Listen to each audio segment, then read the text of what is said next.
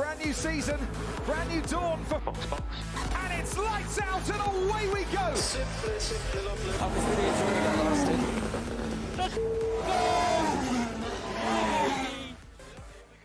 Welcome back to Box. We are in yet another episode of me playing catch up because I honestly just didn't get around to filming this one. I wrote it. I did all my notes. I just never got around to actually filming it or recording it. But here we are. This week we're talking Mexico Grand Prix. I think it's safe to say that this was a home race that Checo would like to forget. He and a few others. Others, however, could not have been happier with how their weekend turned out, including multiple rookies who took part in FP1. And now on to something a little less fun. Over the last week or so, from when I was writing this, multiple reports and videos have emerged from the grandstand of the Mexico Grand Prix, showing Red Bull fans physically assaulting and verbally abusing Ferrari fans.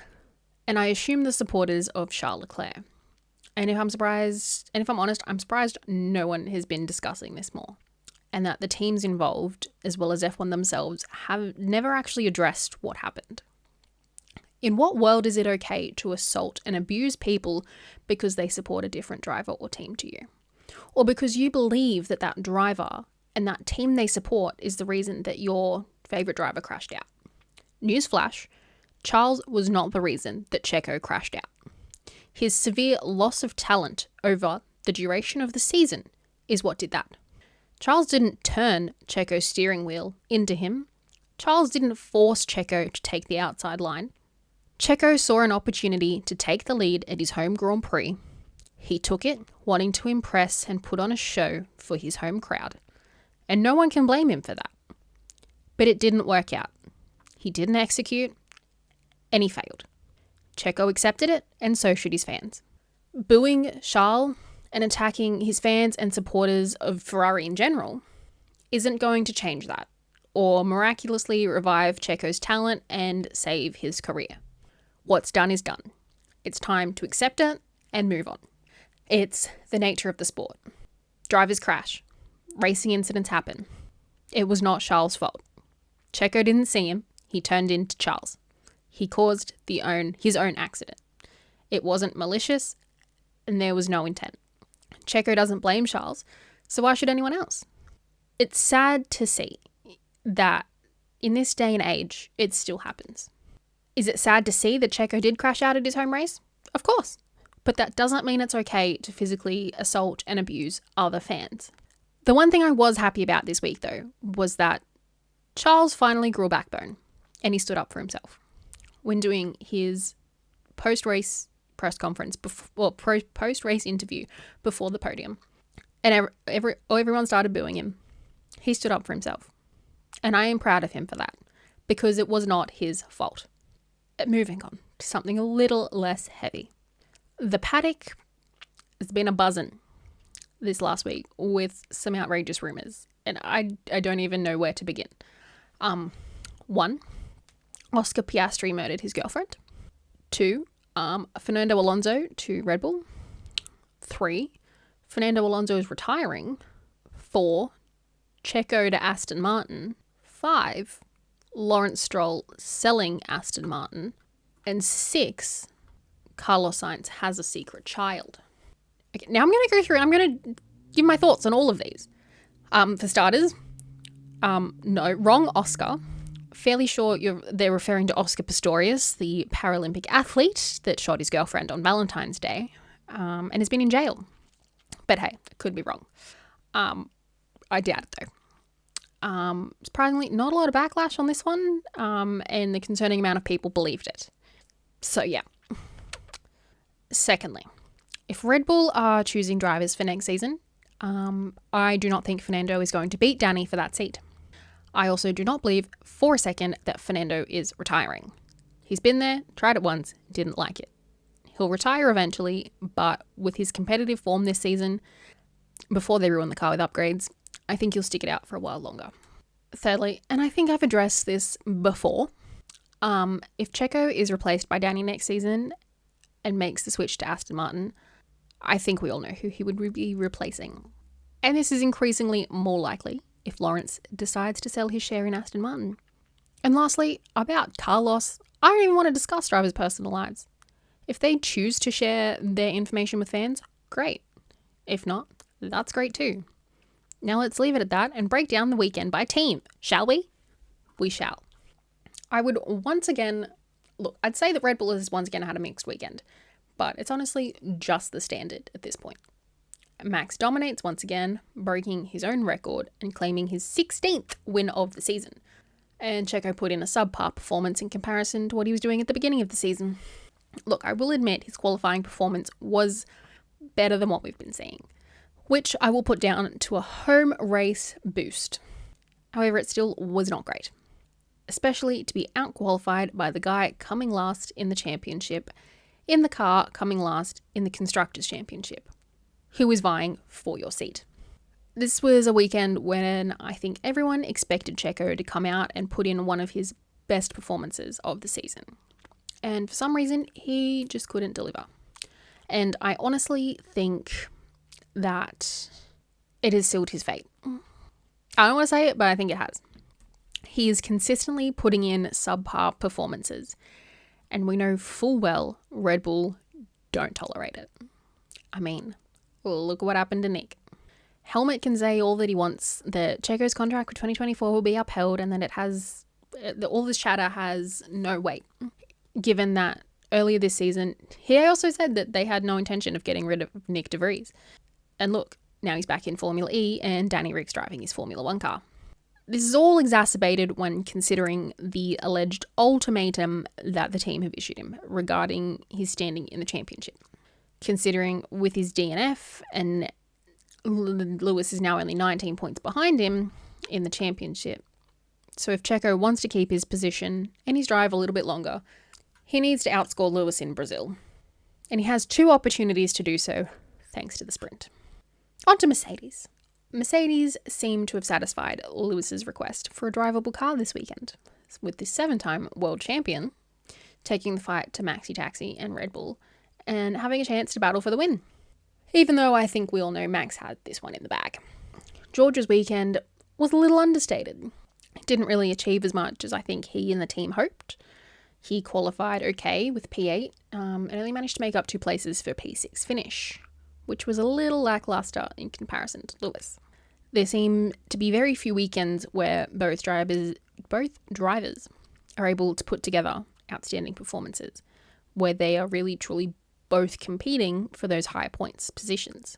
And I think that's something that both they and the team would be wanting to remedy heading into next season, where they will hopefully be able to take the fight back to Red Bull. Ferrari. I think it's safe to say they exceeded everyone's expectations this week with their front row lockout in quali. But once again, they, meaning Charles, failed to convert pole into victory. He did finish 3rd with Carlos in P4, so overall it wasn't too bad. The team did not expect to have a front row lockout in quali, and so I think they'll still be happy with that result and the points that they walk away with this weekend as well. It is still concerning, though, that they were both able to be overtaken quite comfortably by Max and almost Checo before they even reached the first corner.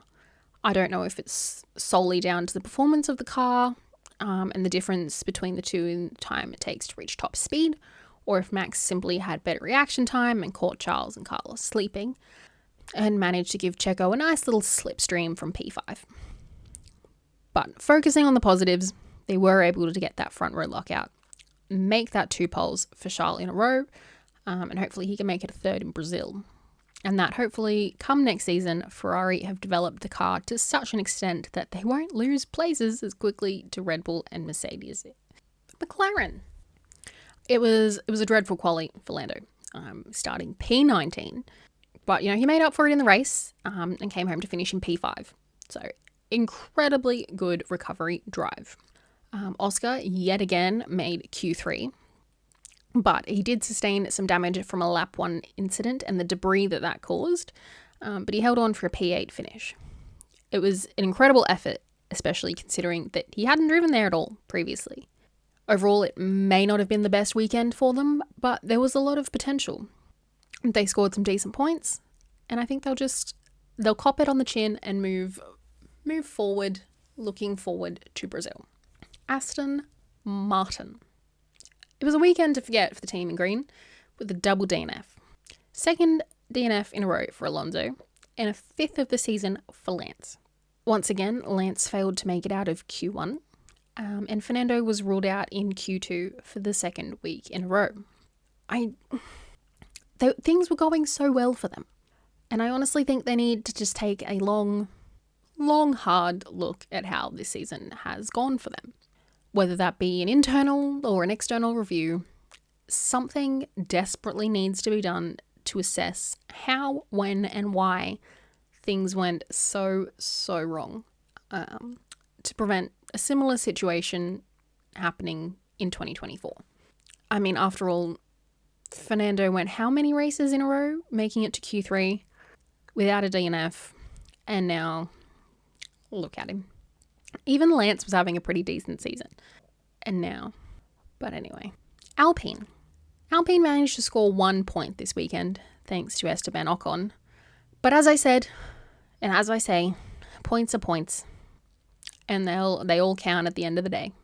Ocon was knocked out in Q1 and Pierre in Q2, with Pierre failing to improve on his P11 quali position and maintaining that throughout the race, while Ocon made up 6 places to come home and finish in P10. So, not much else I can really say about them there.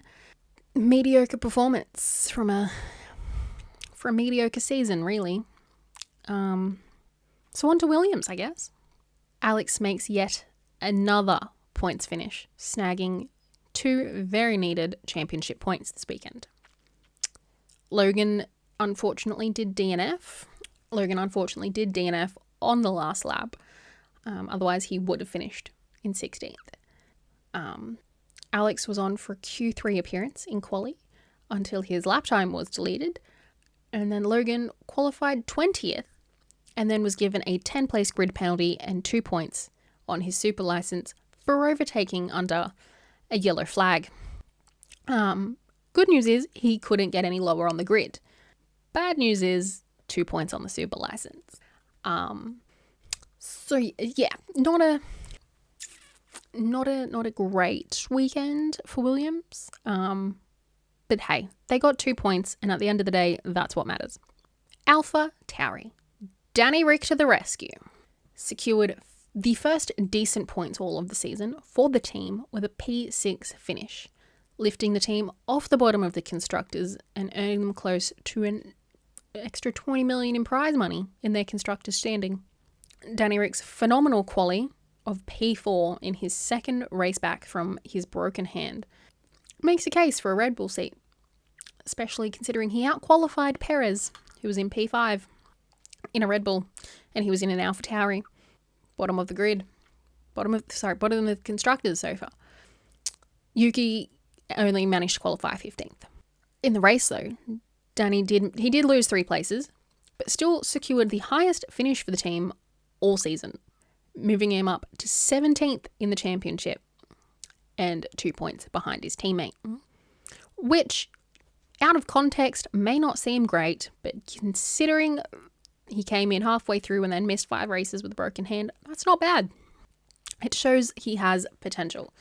And honestly, I think he'd be hoping to carry some of that form through to the final race of the triple header in Brazil and beyond.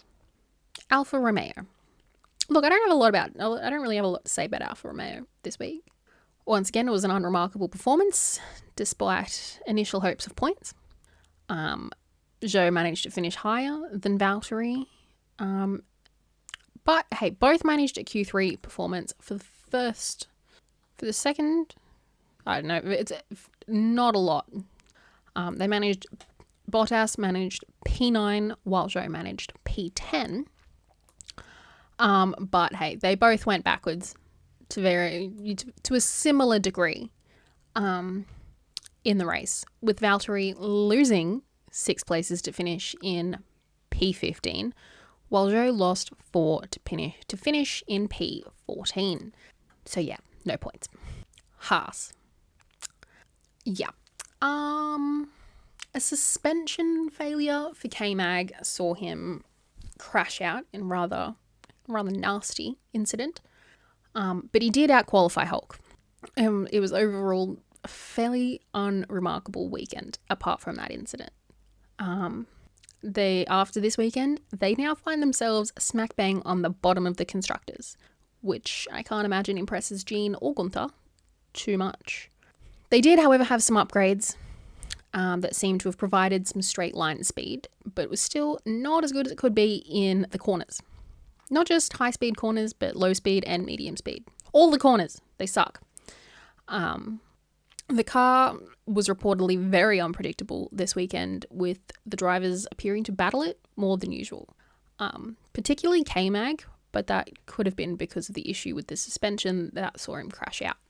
Nevertheless, Hulk managed to qualify P12, making it through to Q2, and K-Mag managed P17 and unable to get out of Q1.